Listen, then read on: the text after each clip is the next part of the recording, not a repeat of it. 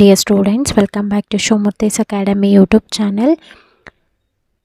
ಇವತ್ತಿನ ವಿಡಿಯೋದಲ್ಲಿ ನಾವು ಫಸ್ಟ್ PUC ಸ್ಟ್ಯಾಟಿಸ್ಟಿಕ್ಸ್ನ ನೋಡ್ತಾ ಹೋಗೋಣ. ಇವತ್ತಿನ ವಿಡಿಯೋದಲ್ಲಿ ನಾನು ಕಂಪ್ಲೀಟಾಗಿ ನಿಮಗೆ MCQs ಆಗಿರ್ಬೋದು, ಫಿಲ್ ಇನ್ ದ ಬ್ಲ್ಯಾಂಕ್ಸ್ ಆಗಿರ್ಬೋದು, ಮ್ಯಾಚ್ ದ ಫಾಲೋಯಿಂಗ್ ಆಗಿರ್ಬೋದು ವಿತ್ ಆನ್ಸರ್ಸ್ನ ಕೊಡ್ತಾ ಇದ್ದೀನಿ. ವಿಡಿಯೋನ ಸಂಪೂರ್ಣವಾಗಿ ನೋಡಬೇಕು. ವಿಡಿಯೋ ಸ್ಕಿಪ್ ಮಾಡೋದ್ರಿಂದ ಆನ್ಸರ್ಸು ಕೂಡ ಮತ್ತು ಇನ್ಫಾರ್ಮೇಷನ್ ಕೂಡ ಮಿಸ್ ಆಗುತ್ತೆ. ಕ್ಲಾಸಸ್ನ ಶುರು ಮಾಡೋದಕ್ಕಿಂತ ಮುಂಚೆ ನೀವೇನಾದರೂ ಫಸ್ಟ್ ಟೈಮ್ ನಮ್ಮ ಯೂಟ್ಯೂಬ್ ಚಾನಲ್ ನೋಡ್ತಾ ಇದ್ದರೆ ಈ ಕೂಡಲೇ ಚಾನಲ್ಗೆ ಸಬ್ಸ್ಕ್ರೈಬ್ ಆಗಿ ಪಕ್ಕದಲ್ಲಿರೋ ಬೆಲ್ ಐಕನ್ನ ಕ್ಲಿಕ್ ಮಾಡಿ ಆಲ್ ನೋಟಿಫಿಕೇಷನ್ ಆನ್ ಮಾಡ್ಕೊಳ್ಳೋದ್ರಿಂದ ನಾನು ಅಪ್ಲೋಡ್ ಮಾಡೋ ಎಲ್ಲ ವೀಡಿಯೋಸು ನಿಮಗೆ ನೋಟಿಫಿಕೇಷನ್ ಮುಖಾಂತರ ಸಿಗುತ್ತೆ. ಹಾಗೆ ಫಸ್ಟ್ PUC ನಿಮ್ಮ ಎಕ್ಸಾಮ್ಗೆ ಸಂಬಂಧಪಟ್ಟಂತೆ ಈಗಾಗಲೇ ನಾನು ಸುಮಾರಷ್ಟು ವೀಡಿಯೋಸ್ನ ಮಾಡಿದ್ದೀನಿ. ಯಾರೂ ನೋಡಿಲ್ಲ, ಪ್ರತಿಯೊಂದು ವಿಡಿಯೋ ಲಿಂಕ್ನ ಈ ವಿಡಿಯೋ ಕೆಳಗೆ ಅಂದರೆ ಡಿಸ್ಕ್ರಿಪ್ಷನಲ್ಲಿ ಪ್ರೊವೈಡ್ ಮಾಡಿರ್ತೀನಿ, ಒಮ್ಮೆ ಚೆಕ್ ಮಾಡಿ. ಸೊ ನಾವು first chapter introduction, meaning and scope, ಈ ಒಂದು ಚಾಪ್ಟರಿಂದ MCQs ನೋಡ್ತಾ ಹೋಗೋಣ. ಈ ಕ್ವಶನ್ಗಳು ನಿಮ್ಮ ಎಕ್ಸಾಮಲ್ಲಿ ಬರೋ ಸಾಧ್ಯತೆ ತುಂಬ ಇರುತ್ತೆ. Who is the father of statistics? Option A is the right answer. The Latin word from which the term statistics has been derived is option A. Third question, the Italian word from which the term statistics has been derived? Option B. The German word from which the term statistics has been derived? Option C. ಇಲ್ಲಿ ನೋಡಬೇಕು, Latin word ಕೇಳಿದಾರ, Italian word ಕೇಳಿದಾರ, German word ಕೇಳಿದಾರ ಅಂತ. ಅದ್ರ ಪ್ರಕಾರ ನೀವು ಆನ್ಸರ್ನ ಟಿಕ್ ಮಾಡಬೇಕಾಗತ್ತೆ. ಕನ್ಫ್ಯೂಸ್ ಆಗಬೇಡಿ. The French word from which the term statistics has been derived? Option D. Which of the following statement is false? Statistics is derived from the French word statistic. ಅದು ಯಾವ ವರ್ಡ್? ಸ್ಟ್ಯಾಟಿಸ್ಟಿಕ್ ಅನ್ನೋದು ಅದು German word. So ಇದೇನಿದೆ ಇದು ನಿಮಗೆ ಇದು German ವರ್ಡಿಂದ derive ಆಗಿರೋದು. ಓಕೆನಾ? French word ಯಾವುದು? ಸ್ಟ್ಯಾಟಿಸ್ಟಿಕ್ ಅದು. ಓಕೆನಾ? ಇದಕ್ಕೆ ನೀವು ನೋಡಿಕೊಂಡು ಆನ್ಸರ್ ಮಾಡಬೇಕು. Who defined statistics as the science of counting? Option B. Seventh question, the totality of units under the consideration is called population. The representative units of a population is called sample. A quantitative characteristic which varies from unit to unit is ಅದನ್ನು variable ಅಂತ ಕರಿತೀವಿ. A qualitative characteristics which varies from unit to unit is attribute. ಇಲ್ಲಿ qualitative, ಇಲ್ಲಿ quantitative. Quantitative ಅಂತ ಬಂದರೆ variable, qualitative ಅಂತ ಬಂದರೆ attribute ಆಗಿರುತ್ತೆ. A number assigned for every unit for identification of different categories is called A nominal scale. Numbers assigned to observation that can be arranged in ascending or descending order is ordinal scale. Ordinal scale ಅಂತ ಅಂದ ತಕ್ಷಣವೇ ascending ಅಥವಾ ಡಿಸೆಂಡಿಂಗಲ್ಲಿ arrange ಮಾಡಿರ್ತೀವಿ.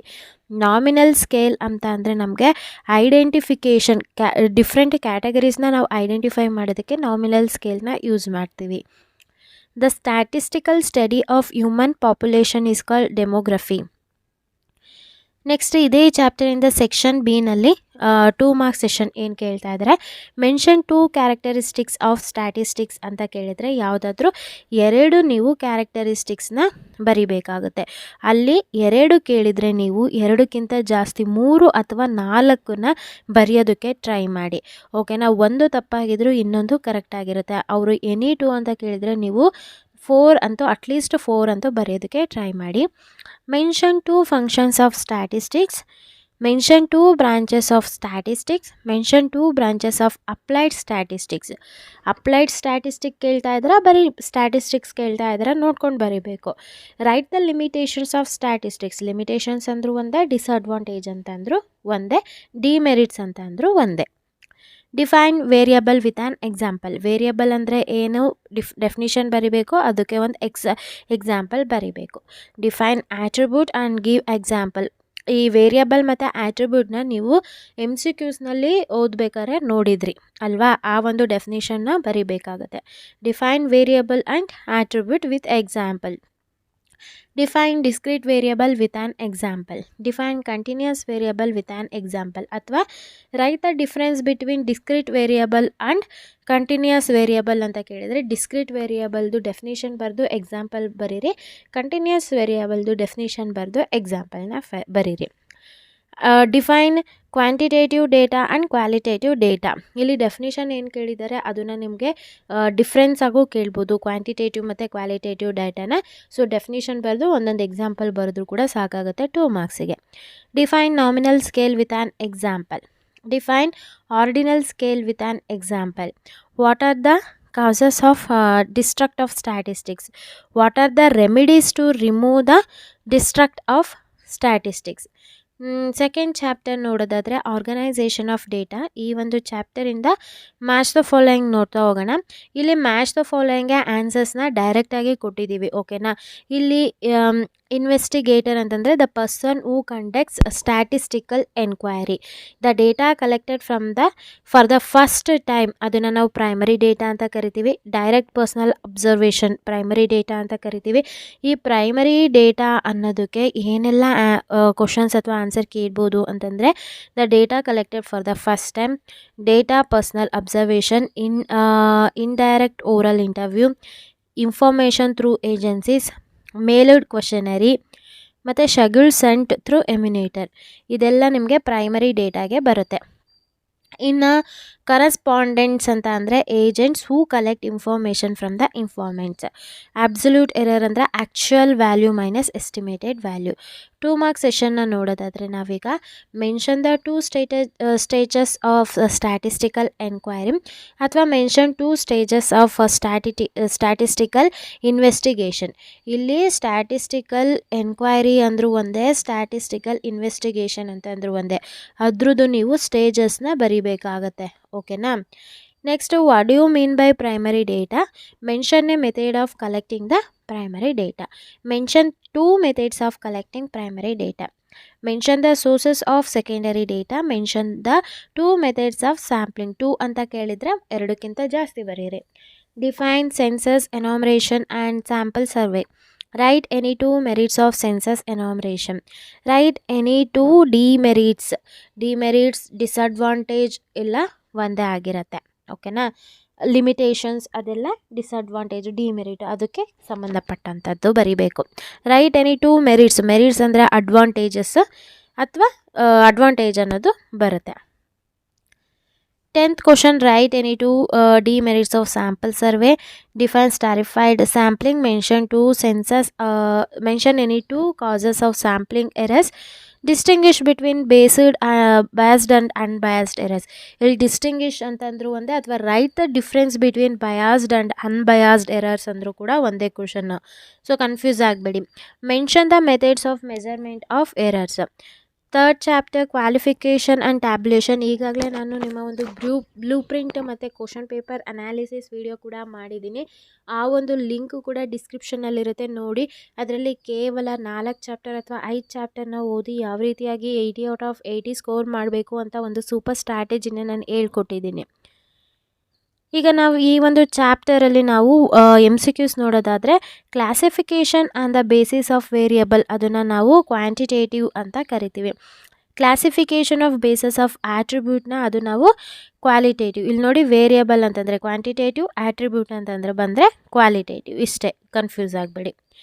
Classification of statistical data according to the time ಅಂತ ಇದ್ದರೆ chronological classification ಅಂತ ಕರಿತೀವಿ ನಾವು. While forming a frequency distribution, if class intervals are not considered, is called discrete frequency distribution ಅಂತ ಕರಿತೀವಿ. In a class, if a lower as well as the upper limits are included in the same class, such one is called inclusive class. Upper ಮತ್ತು lower limit ಒಂದಲ್ಲೇ ಇರುತ್ತೆ, ಓಕೆನಾ. The correction factor of the class interval 10 to 19, 20 to 29, 30 to 39 is 0.5. Which of the class interval is UCL minus LCL? The midpoint of the class interval 10 to 20 is 15.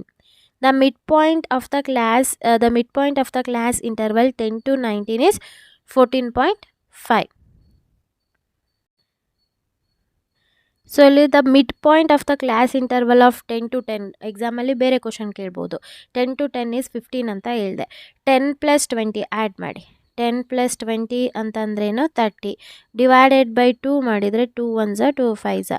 So ಏನು ಬಂತು 15 ಬಂತು. So option C is the right answer. ಅದೇ ರೀತಿಯಾಗಿ next ಕ್ವಶನಲ್ಲಿ ಕೇಳಿದೆ ನಾನು the midpoint of the class interval 10 to 19 is 10ಗೆ 19 add ಮಾಡಿದರೆ 29 ಬರುತ್ತೆ. ಈ 29ನ 2 ಇಂದ ಡಿವೈಡ್ ಮಾಡಬೇಕು. 2 1s 2 4s 8.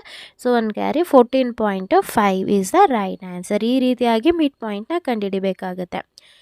In a table column headings are called captions ಅಂತ ಕರಿತೀವಿ. In a table row headings are called stubs ಅಂತ ಕರಿತೀವಿ. ಕಾಲಮ್ಮು ಟೇಬಲಲ್ಲಿ ಕಾಲಮ್ನ ನಾವು ಕ್ಯಾಪ್ಷನ್ ಅಂತ ಕರಿತೀವಿ. ಟೇಬಲಲ್ಲೇ ರೋ ಹೆಡ್ಡಿಂಗ್ನ ನಾವು ಸ್ಟಬ್ಸ್ ಅಂತ ಕರಿತೀವಿ. Stub of a table is left part of the table describing the row. Next ಈಗ ನಾವು ಫಿಲ್ ಇನ್ ದ ಬ್ಲ್ಯಾಂಕ್ಸ್ನ ನೋಡ್ತಾ ಹೋಗೋಣ. Classification of statistical data according to the time MCQ ಅಲ್ಲಿ ಓದಿದ್ರಿ. ಕ್ರೊನಾಲಜಿಕಲ್ ಕ್ಲಾಸಿಫಿಕೇಷನ್ ಅಂತ ಕರಿತೀವಿ. The classification of units on the basis of single characteristics into 2 classes. ಅದನ್ನು ನಾವು ಡೈಅಟೋಮಸ್ ಕ್ಲಾಸಿಫಿಕೇಷನ್ ಅಂತ ಕರಿತೀವಿ. The number of observation belongs to a class is called frequency. Frequency refers to the number of times and observation repeated. While forming a frequency distribution, if class intervals are not considered, is called discrete frequency distribution ಅಂತ ಕರಿತೀವಿ. So ಈ ರೀತಿಯಾಗಿ ನೀವು MCQs fill in the blanks ಎಲ್ಲ chapter wise ಓದಬೇಕಾಗತ್ತೆ.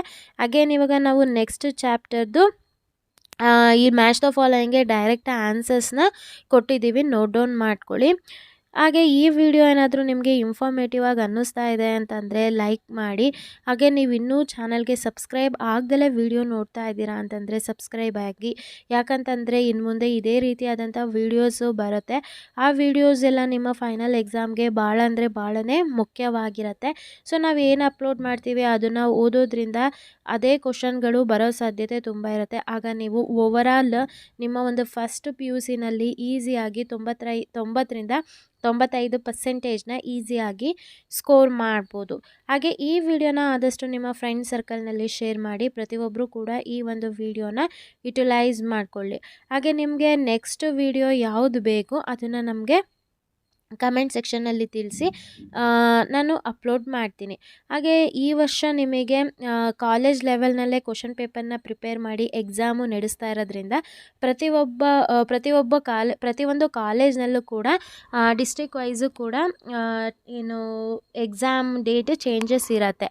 So ನಿಮ್ಮ exam time ಟೇಬಲ್ನ ನನಗೆ ಮೇಲ್ ಮಾಡಿದರೆ ನನ್ನ ಒಂದು ಮೇಲ್ ID ಈ ವಿಡಿಯೋ ಕೆಳಗಡೆ ಕೊಟ್ಟಿರ್ತೀನಿ, ನೋಡಿ ಚೆಕ್ ಮಾಡಿ. ಅದಕ್ಕೆ ನೀವು ಮೇಲ್ ಮಾಡಿದ್ವಿ ಅಥವಾ ಇನ್ಸ್ಟಾಗ್ರಾಮಲ್ಲಿ ನಿಮ್ಮ ಒಂದು ಟೈಮ್ ಟೇಬಲ್ದು ಫೋಟೋ ಕಳಿಸಿದರೆ ನಾನು ನಿಮ್ಮ ಒಂದು ಎಕ್ಸಾಮ್ ಡೇಟ್ ಯಾವ ರೀತಿ ಇರುತ್ತೆ ಆ ರೀತಿಯಾಗಿ ನಾನು ನಿಮಗೆ ಫಿಕ್ಸ್ಡ್ ಕ್ವಶನ್ ವಿತ್ ಆನ್ಸರ್ಸ್ನ ಅಪ್ಲೋಡ್ ಮಾಡ್ತೀನಿ. ಅದು ನಿಮಗೆ ತುಂಬಾ ಮುಖ್ಯವಾಗುತ್ತೆ, ಆಯಿತಾ. ಪ್ರತಿಯೊಬ್ಬರು ಸ್ಟೂಡೆಂಟ್ಸು ಈ ವಿಡಿಯೋ ನೋಡ್ತಿರೋರೆಲ್ಲ ನಿಮ್ಮ ಫಸ್ಟ್ PUCದು ಟೈಮ್ ಟೇಬಲ್ನ ಕಳಿಸಿ. ಹಾಗೆ ನೀವು ನಮ್ಮನ್ನು ಇನ್ಸ್ಟಾಗ್ರಾಮ್, ಟೆಲಿಗ್ರಾಮ್ ಹಾಗೆ ವಾಟ್ಸಪ್ಪಲ್ಲಿ ಕೂಡ ಫಾಲೋ ಮಾಡ್ಬೋದು. ಆ ಒಂದು ಚಾನಲ್ಗಳ ಲಿಂಕ್ನ ನಾನು ಡಿಸ್ಕ್ರಿಪ್ಷನಲ್ಲಿ ಕೊಟ್ಟಿರ್ತೀನಿ, ಚೆಕ್ ಮಾಡಿ. ನೀವು ಟೆಲಿಗ್ರಾಮ್ಗೆ ಜಾಯ್ನ್ ಆಗೋದ್ರಿಂದ ಏನೆಲ್ಲ ಬೆನಿಫಿಟ್ ಇದೆ ಅಂತಂದರೆ ಕೆಲವೊಮ್ಮೆ ನಾನು ಡೈರೆಕ್ಟಾಗೇ ಏನಾದರೂ ನೋಟ್ಸ್ ಇದ್ದರೆ ಏನಾದರೂ ಇಂಪಾರ್ಟೆಂಟ್ ಇದ್ದರೆ ನಾನು ಡಿಸ್ಕ್ರಿಪ್ಷನಲ್ಲಿ ಲಿಂಕ್ PDF ಲಿಂಕ್ ಕೊಟ್ಟಿರಲ್ಲ, ಡೈರೆಕ್ಟಾಗಿ ನಾನು ನೋಟ್ಸ್ನ ಟೆಲಿಗ್ರಾಮ್ನಲ್ಲೇ ಸೆಂಡ್ ಮಾಡಿಬಿಡ್ತೀನಿ. ಹಾಗಾಗಿ ಆ ನೋಟ್ಸ್ಗಳು ನಿಮಗೆ ಯಾವುದು ಮಿಸ್ ಆಗಬಾರ್ದು, ಇಂಪಾರ್ಟೆಂಟ್ ಕ್ವಶನ್ಸ್ ಮಿಸ್ ಆಗಬಾರ್ದು ಅಂತ ಅಂದರೆ ಟೆಲಿಗ್ರಾಮ್ಗೂ ಕೂಡ ಜಾಯ್ನ್ ಆಗಿರಿ. ಅಲ್ಲೂ ಕೂಡ ನಾನು ಅಪ್ಡೇಟ್ನ ಕೊಡ್ತಾ ಇರ್ತೀನಿ. ಇದೇ ರೀತಿಯಾಗಿ ಕನ್ನಡ ಆಗಿರ್ಬೋದು, ಇಂಗ್ಲೀಷ್ ಆಗಿರ್ಬೋದು, ಪ್ರತಿಯೊಂದು ವೀಡಿಯೋಸ್ನ ನಾನು ಅಪ್ಲೋಡ್ ಮಾಡಿದ್ದೀನಿ. ಯಾರು ನೋಡಿಲ್ಲ ಈ ವಿಡಿಯೋ ಕೆಳಗೆ ಅಂದರೆ ಡಿಸ್ಕ್ರಿಪ್ಷನಲ್ಲಿ ಪ್ರತಿಯೊಂದು ವಿಡಿಯೋ ಲಿಂಕ್ನ ಪ್ರೊವೈಡ್ ಮಾಡಿರ್ತೀನಿ. ಪ್ರತಿಯೊಬ್ಬರು ಕೂಡ ಒಂದು ಪರ್ಟಿಕ್ಯುಲರ್ ವಿಡಿಯೋ ಲಿಂಕ್ನ ಓಪನ್ ಮಾಡಿ ನೋಡಿ, ಸಂಪೂರ್ಣವಾಗಿ ನೋಡಿ. ಅಲ್ಲಿ ನಿಮಗೆ ಎಕ್ಸಾಮ್ಗೆ ಸಂಬಂಧಿಸಿದಂತೆ ಕೆಲವೊಂದು ಇನ್ಫಾರ್ಮೇಷನ್ ಕೂಡ ನಾನು ಅಪ್ಡೇಟ್ ಮಾಡಿರ್ತೀನಿ. ಹಾಗೆ ನಮ್ಮ ಒಂದು ಚಾನಲ್ ಲಿಂಕ್ನ ಯಾರೆಲ್ಲ SSLC ಓದ್ತಾ ಇರ್ತಾರೆ, ಯಾರೆಲ್ಲ ಸೆಕೆಂಡ್ PUCನಲ್ಲಿದ್ದಾರೆ, ಯಾರೆಲ್ಲ ಫಸ್ಟ್ PUCನಲ್ಲಿದ್ದಾರೆ, ಪ್ರತಿಯೊಬ್ಬರಿಗೂ ಕೂಡ ನಮ್ಮ ಒಂದು ಚಾನಲ್ ಲಿಂಕ್ನ ಶೇರ್ ಮಾಡಿ. ಹಾಗೆ ಡಿಗ್ರಿಗೂ ಕೂಡ ಶೇರ್ ಮಾಡಿ. ನಾನು SSLCಯಿಂದ ಇಟ್ಕೊಂಡು ಡಿಗ್ರಿಯವ್ರದ್ದು ಕೂಡ ವೀಡಿಯೋಸ್ನ ಅಪ್ಲೋಡ್ ಮಾಡ್ತಾ ಇರ್ತೀನಿ. ಆ ಎಲ್ಲ ವೀಡಿಯೋಸು ನಿಮಗೆ ತುಂಬಾ ಮುಖ್ಯವಾಗಿರುತ್ತೆ. ಓಕೆನಾ?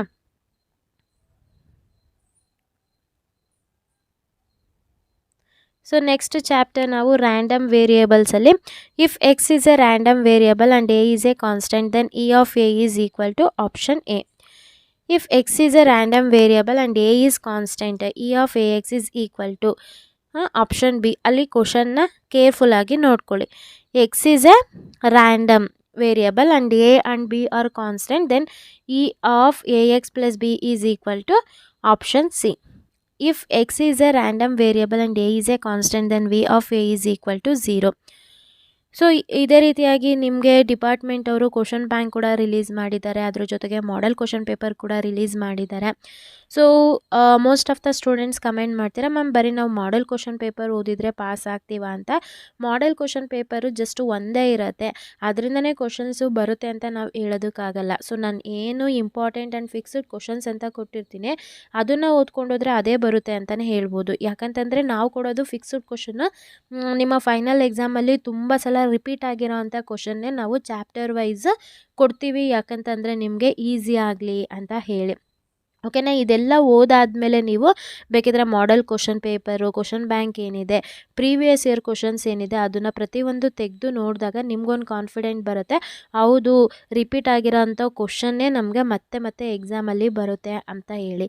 ಈಗಾಗಲೇ ನಾನು ಲಾಸ್ಟ್ ಇಯರ್ದು ಕ್ವಶನ್ ಪೇಪರ್ಗೆ ಕೀ ಆನ್ಸರ್ಸ್ ಅಂತ ಕೂಡ ವಿಡಿಯೋ ಅಪ್ಲೋಡ್ ಮಾಡಿದ್ದೀನಿ. ಅದರಲ್ಲಿರ್ತಕ್ಕಂಥ ಕ್ವಶನ್ಗಳು ಬರ್ಬೋದು.